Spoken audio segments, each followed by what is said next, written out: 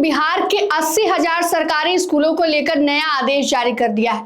बता दें आपको कि आमतौर पर बिहार की शिक्षा व्यवस्था को लेकर लगातार नए नए सवाल खड़े होते रहते हैं कि बिहार की शिक्षा व्यवस्था ऐसी नहीं है कि यहाँ पर कोई भी बच्चे अपने अच्छी तरह से अपने पढ़ाई के काम को पूरा कर सके।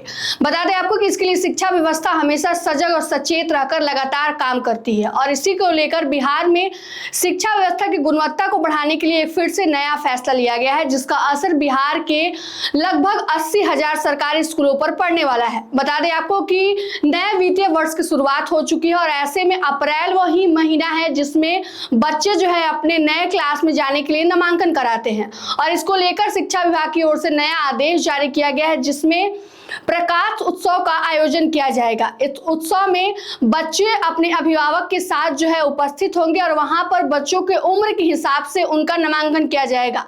आमतौर पर बिहार के सरकारी स्कूलों में ऐसा देखा जाता है कि बच्चों की उम्र कम है और वो बड़े क्लास में पढ़ रहे हैं, या फिर ऐसा देखा जाता है कि बच्चों की उम्र तो बढ़ गई है लेकिन वो छोटे क्लास में अभी भी पढ़ रहे हैं, जिसको लेकर हमेशा सवाल उठते रहते हैं। और इसी को लेकर शिक्षा विभाग ने यह पहल की है कि प्रकाश उत्सव के जरिए बच्चों का जो भी टेस्ट होगा उसके बाद से जो है बच्चों की नामांकन उनके उम्र के हिसाब से कराई जाएगी। इसका लक्ष्य है कि कोई भी बच्चा स्कूल से बाहर ना रहे।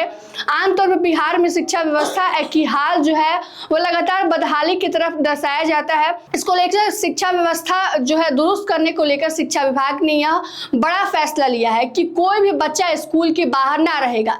इसके लिए जो है आपको बता दें कि क्लस्टर रिसोर्स सेंटर की व्यवस्था की गई है, जहां पर प्रखंड स्तर पर और जिला स्तर पर अधिकारी को नियुक्त किया जाएगा, जो हर महीने जाके स्कूल में जाकर शिक्षकों से और प्रधानाध्यापक से जाकर यह पूछेंगे कि बच्चे की उपस्थिति किस प्रकार की रहती है। आमतौर पर यह भी समस्या हमेशा सामने आती है कि बच्चे की स्कूल में अनुपस्थिति जो है बहुत कम है, अटेंडेंस बहुत कम है। इसको लेकर भी यह नया फैसला लिया गया है कि बच्चों के हर महीने जो क्लस्टर रिसोर्स सेंटर की जो स्थापना की जा रही है उसके अधिकारी जो है वो प्रखंड स्तर से लेकर जिले स्तर तक काम करेंगे और वह हर महीने स्कूलों में जाकर सुनिश्चित करेंगे कि बच्चे समय पर प्रतिदिन स्कूल आ रहे हैं या नहीं, क्योंकि बिहार की शिक्षा व्यवस्था की बदहाली को देखते हुए नया फैसला लिया गया है।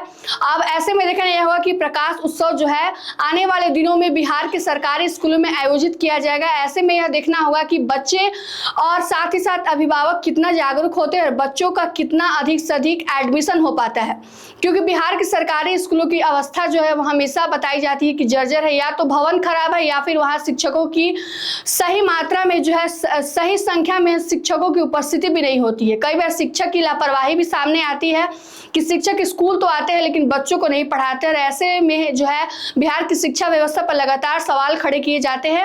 अब इसी को लेकर शिक्षा व्यवस्था जो है दुरुस्त करने के लिए शिक्षा विभाग ने नया फैसला लिया है और प्रकाश उत्सव का जो है अब तैयारी भी शुरू कर दी गई है। फिलहाल की इस खबर में इतना ही।